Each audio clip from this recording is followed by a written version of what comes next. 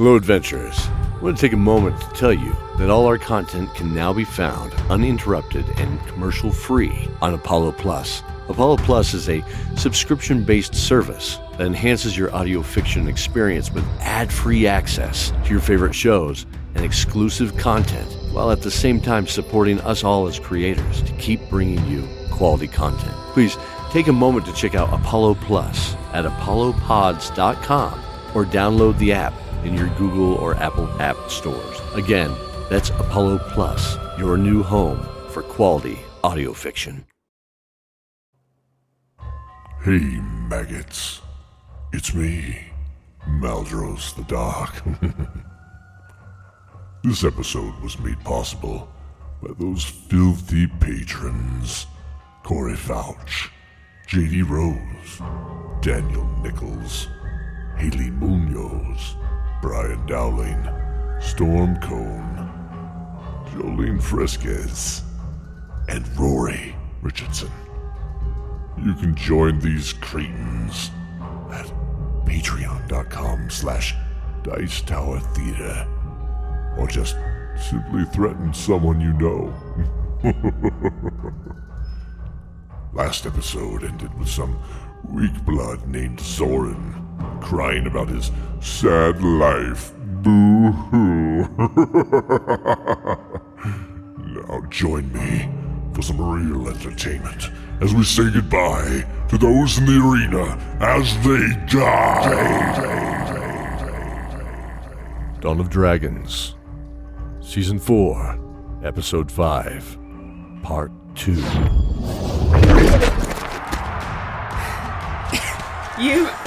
You promised me a dance, or at least a nice dinner, not Edric House.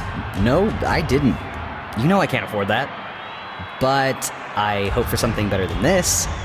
At least one of those stale cakes back at home they would put outside for the beggars. Only the best. Sophie laughed to herself slightly.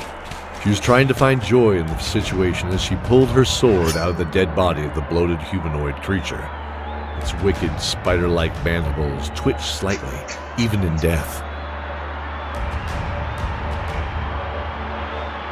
The crowd chanted above Sophie in the arena. Hers was the first battle of the day.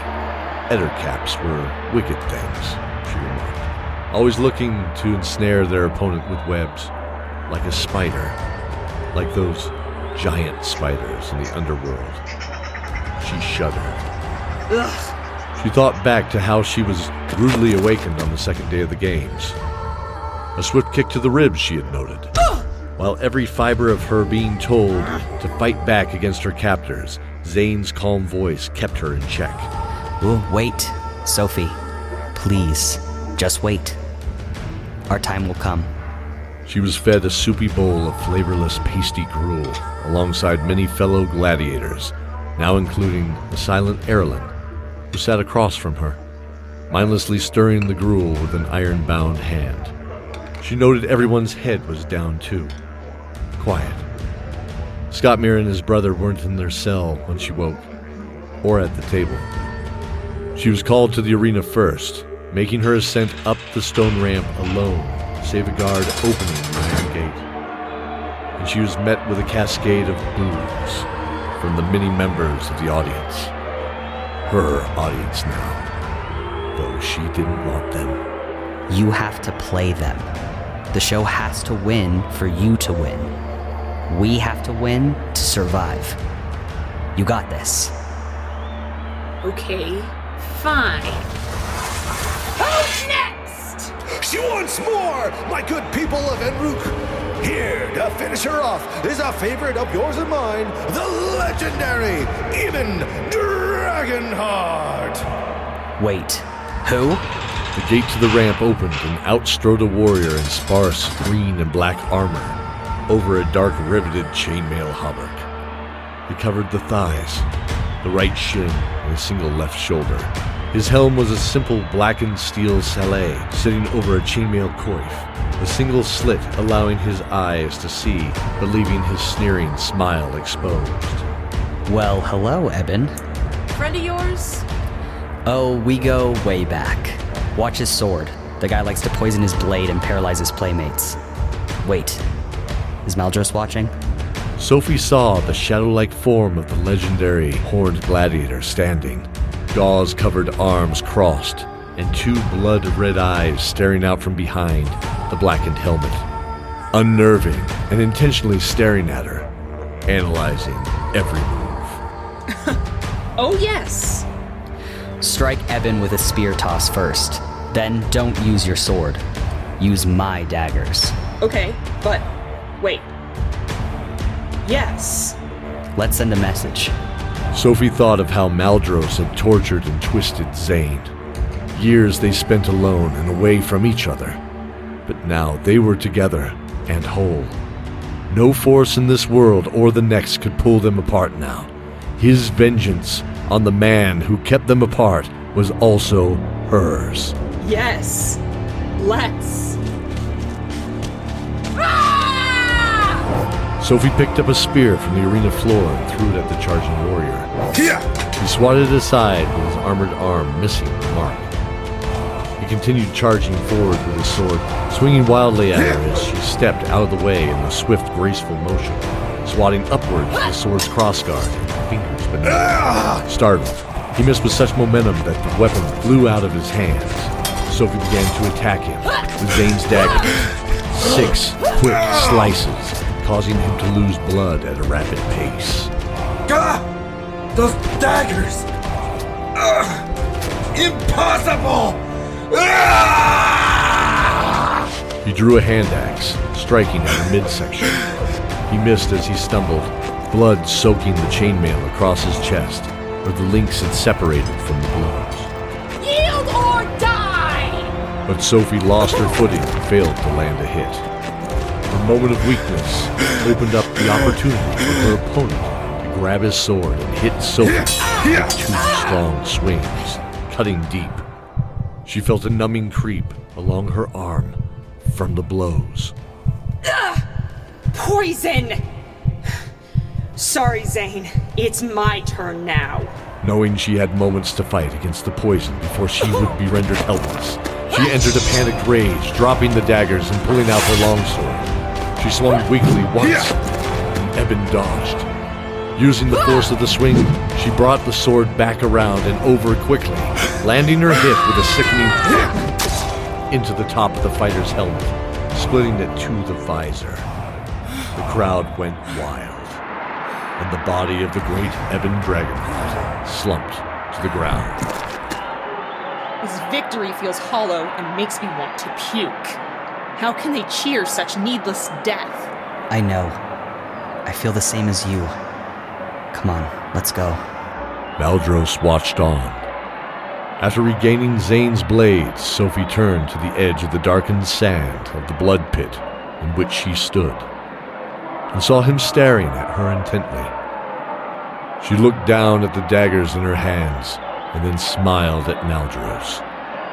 She stood straight and held them aloft in the air in victory, spinning them across her palms before bowing. A move she felt she had done before, in a different life, at least. Your victor, Sophie!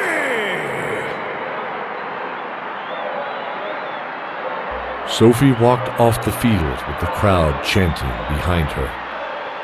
The sand looked blood-red from the thick, dark crimson and black-colored clouds of Enruk. She passed the now open iron gate and walked a few paces down the stone ramp towards her cold, dark cell. Away from all of this. Sophie. She could not pretend that this man did not scare her to her core. As he grabbed her and began to verbally assault her face, ZANE's voice filled her head, blocking out the sharp words and reassuring her. I'm here. Don't let him intimidate you. He scares everyone, but he's nothing. Nothing but an angry slaver, Sophie. He's scum. Tell me one thing, maggot. Where did you get those blades? They're mine.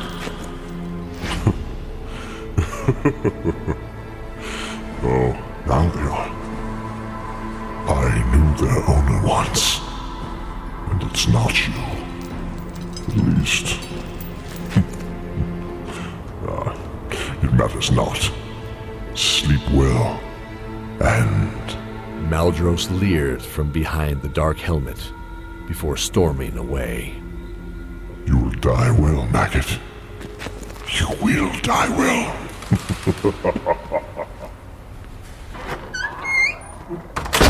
Zorin remarked on the second night that it seemed easier to move around with less guards, and he smiled to himself. There was a network of tunnels that seemed to be largely ignored throughout the facility, ancient pathways built by the original kobolds for some purpose, but not used by the larger humanoids who would need to stoop in many cases to use them. One was actually right at the entrance to the arena. If we time it just right, and if we can get rid of the 2 guards, we could slip into the shadows and escape this hellhole. He was hiding behind a crate and able to see Sophie, Skotmir, and THOTMIR's cells behind 2 orc guards in dark, rough-forged iron armor. There was only one way in, and there was nothing to hide behind. Besides, he didn't even know where they had the key. Can't do anything tonight. I'm sorry, my friends. But tomorrow, I promise tomorrow we will escape. He whispered an apology under his breath as he dipped into the officers' area once again. After all, they had a mission. Find out what Pallas had planned or was planning. He returned to the unmarked war room. Digging in tomes, he found a collection of loose pages, notes of some sort. These appeared to be an index for the wall of tomes. One caught his eye. Research. Una. He thumbed through the old dusty pages. They described various experiments testing clairvoyance.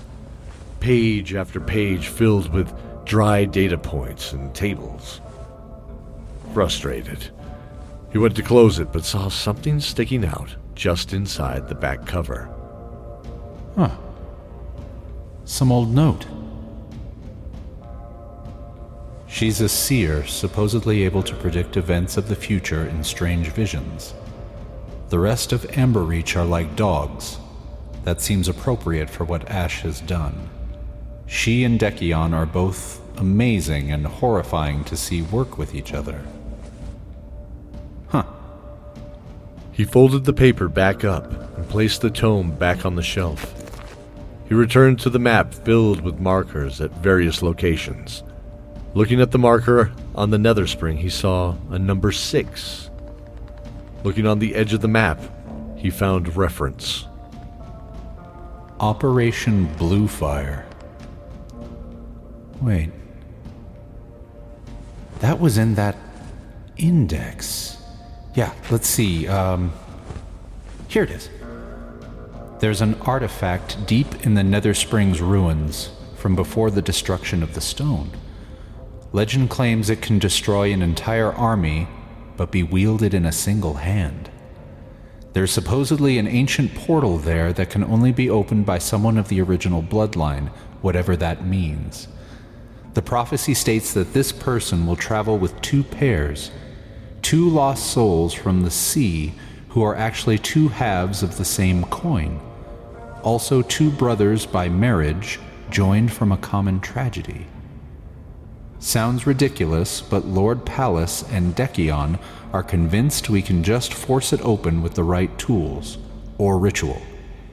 He's one of the few that has never been there, so he could be right.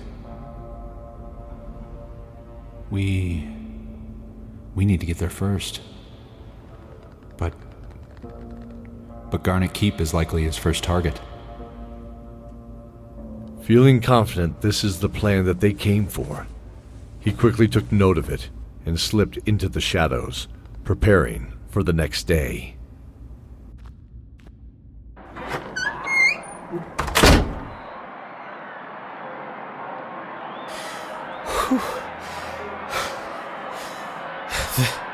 The sun must be high. It's already a long day, my brother. The brothers stood side by side in the red arena, looking up past the far bleachers to the sky itself. The dark clouds, separated by cracks of deep red and orange, were menacing. But now, they had become accustomed to the gloomy sky. They saw it for something else entirely, ebbing and flowing like the bellows of a great forge. It was creation itself. It was freedom. Did you see your friend this morning? Yes. She was right behind us on the ramp. Oh. That banshee scrambled my memory as well, I think. The Dwarven Sons of the Guarded Mountains are back, folks, and today they will be facing one of Dickyon's finest apparitions, formless and angry. Back at the gate, Sophie watched the brothers prepare for battle. She glanced at the chalkboard. We aren't on for 3 more matches. Good. Those not fighting should return to the mess hall for rest. No. I want to watch this match.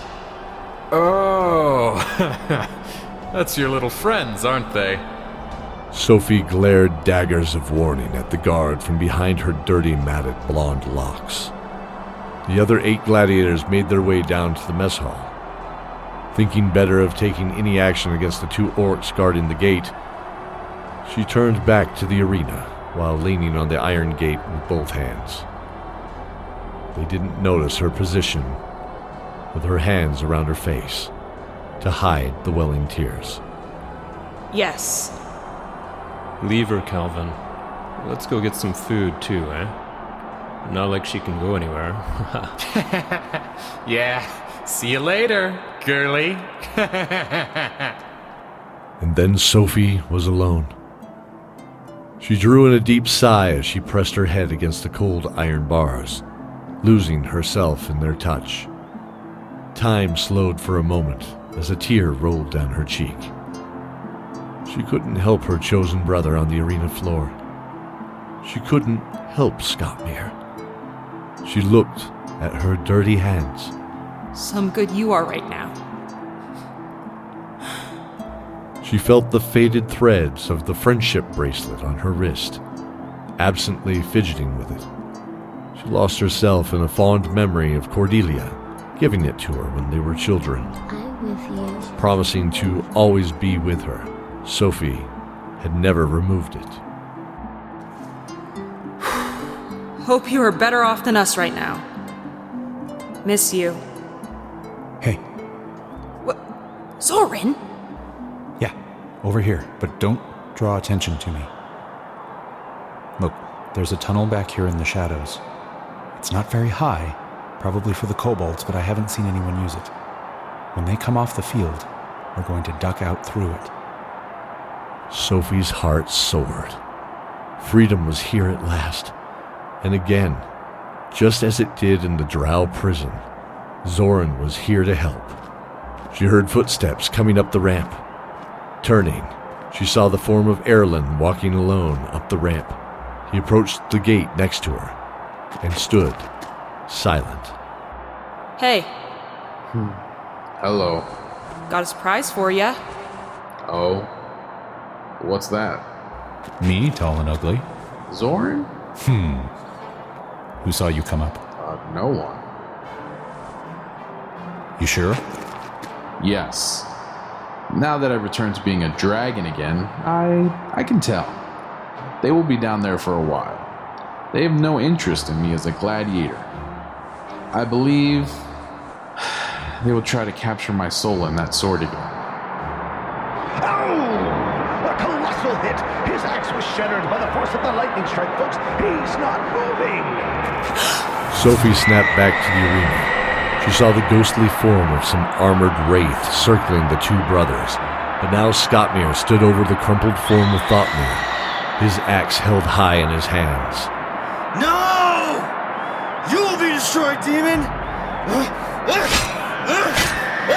Skotmir swiped 3 times, connecting with the shrieking blue and white wisps that made up the form of the creature. Its face curled back in a scream as it disappeared. Sophie turned to ERALIN, but he was already gone. Come on, let's get ready. ERALIN's probably halfway home by now. The gate ascended as Skotmir walked in, carrying the unconscious form of his brother over one shoulder. Hold on, THOTMIR. Skotmir, over here, quickly. What? Zorin? Yes, there's no time. We are escaping. Skotmir started towards the dark recess next to the gate when he heard voices coming from down the ramp. No.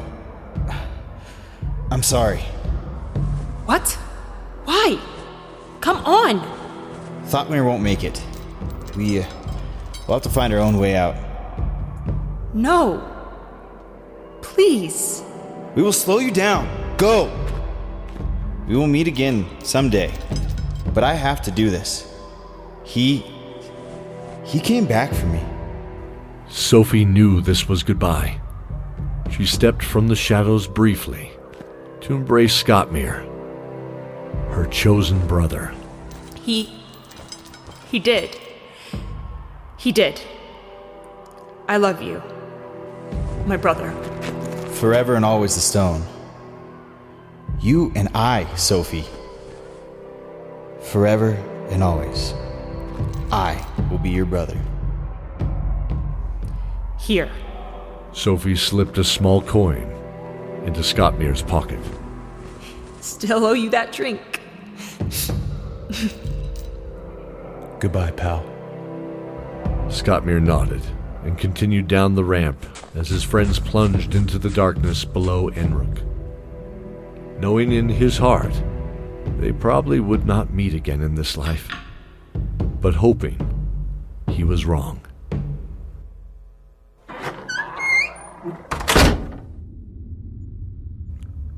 It only took an hour for them to stumble across a few of the Shadow Claws, who happily showed them the way out to the north, setting them on the path back to Garnet Keep, which was a week or so away. After 2 days' travel, they had set up camp at the foot of the Garnet Mountains and seemed to be very close to the waterfall that shrouded Smuggler's Path. Zorin was cooking some venison that ERALIN had hunted on the way. This is going to be the finest dining. Oh, really? I always paid attention to Eleviv's cooking. Right, through your stomach, you mean? That's the best way to learn. Well, it smells good. Really? Yes. Well, thanks. Hello? Stepping out of the shadows into the campfire light was a familiar face, dirty and mud-soaked from the road, but so were they. ISENATHA? Sophie! ISENATHA ran to embrace Sophie tightly. We thought you all died in the fireball, but I knew. Just knew you were okay. I'm so happy I found you. Do you mind? What? Oh, of course. Sit down and prepare for a taste sensation. That's what Una would say. No, she wouldn't! Really? Huh, well... Wait, where is Una? And everyone, ISENATHA? Yeah, and are they behind you, or...? Fear gripped Sophie's heart as she saw ISENATHA's worried face. They were escaping the temple underground through the heart of the volcano when it collapsed. No. Are they gone? No! At least, I don't think so. I believe they escaped. What about Skotmir? Sophie sadly shook her head. He's still trapped in the prison below the arena. Zorin got separated from Benedict and Dagria too. Yeah. They disappeared after the first day when I got trapped. Never saw them again in the stands either. Hope they didn't get caught elsewhere. Not like Goody Two-Shoes to disappear if he knows his friends need him. Well, let's not give up hope. Yes. let's not. The next day, their return to Garnet Keep was a syrupy dream. They came to the same crossroads where they had all parted ways once before, when they were last all together. They stood there for a moment, and ERALIN told them of his intention to return to the sea. Oh, are you leaving us? I thought... I'm not surprised. Well, say hi to her for me. And take care of yourself, ERALIN.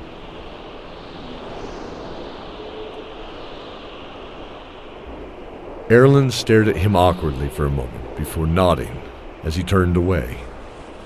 Holding onto the memory of the young mariner silently was his way of bidding them all goodbye as he turned his path towards Whitford.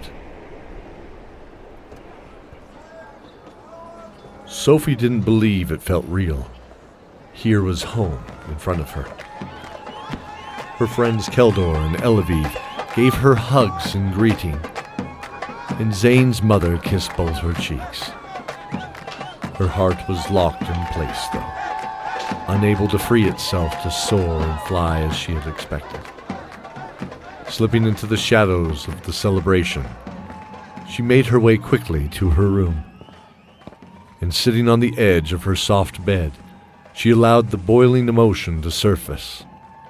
Thinking of brave little Skotmir, she cradled her face in her hands and cried.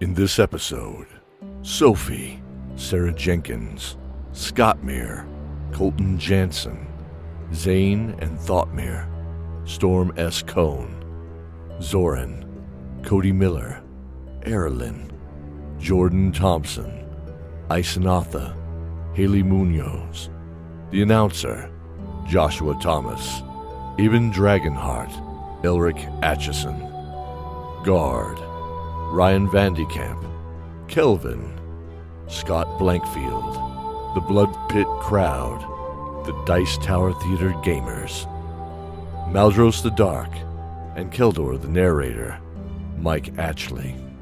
Thank you for joining us in this episode of Dice Tower Theater's Dawn of Dragons. Please join us in thanking our magnificent cast for their performance, and their full list can be found in the show notes. If you would like a sticker from our show, please leave a review on any podcasting platform and send a screenshot to dm@dicetowertheater.com with a mailing address we can send it to. In the next episode, will the group finally be reunited? And who will be brave enough to retrieve the artifact before Lord Pallas and Dekion at the shadow-clad and forgotten Netherspring? Until then, fellow adventurers, stay safe. And remember the oath.